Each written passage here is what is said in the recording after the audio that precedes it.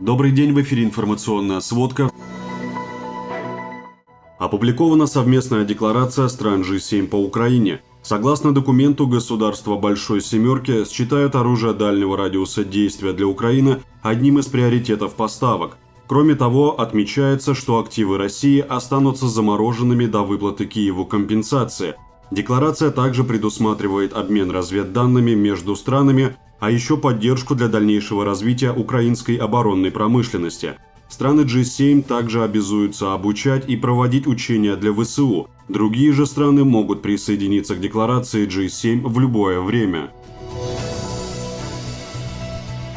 Нейтральный статус Киева позволит завершить украинский конфликт мирным путем. Такое мнение выразили обозреватели европейской версии издания «Политика». Они отмечают, что лучшим способом решения основополагающих для обеспечения долгосрочного мира между Москвой и Киевом обоюдных вопросов безопасности стало бы предоставление США Украине статуса хорошо вооруженной нейтральной страны.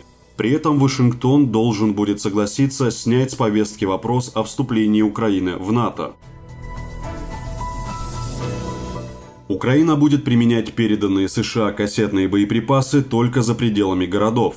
Об этом заявил министр обороны Резников в кулуарах саммита НАТО. Украина будет информировать партнеров о каждом применении таких боеприпасов. ФРГ отказалась от проекта по созданию центра ремонта танков «Леопард» в Польше. Об этом пишет газета Handelsblatt со ссылкой на источники. Отмечается, что официальное заявление по этому вопросу Берлин сделает в ближайшие дни. Как пишет газета, причина выхода Германии из проекта заключается в совершенно завышенных представлениях о ценообразовании со стороны Варшавы. Генсек НАТО Столтенберг сделал ряд заявлений. Победа России в конфликте с Украиной на поле боя будет трагедией для Киева и сделает НАТО более уязвимой. Создан Совет Украина-НАТО, его первое заседание началось на саммите Альянса в Вильнюсе с участием Зеленского. Отдельные страны НАТО не смогут блокировать заседания Совета Украина-НАТО, как это было с комиссией.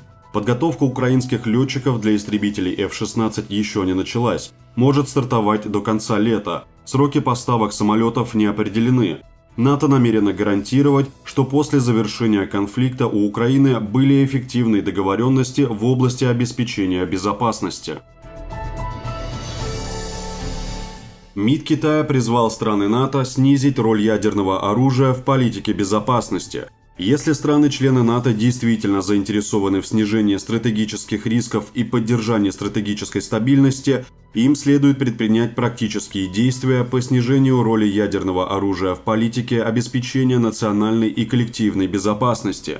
Как заявил Ван Вэньбинь, при том, что НАТО обладает самым крупным ядерным арсеналом, Альянс безответственно раздувает угрозу со стороны Китая.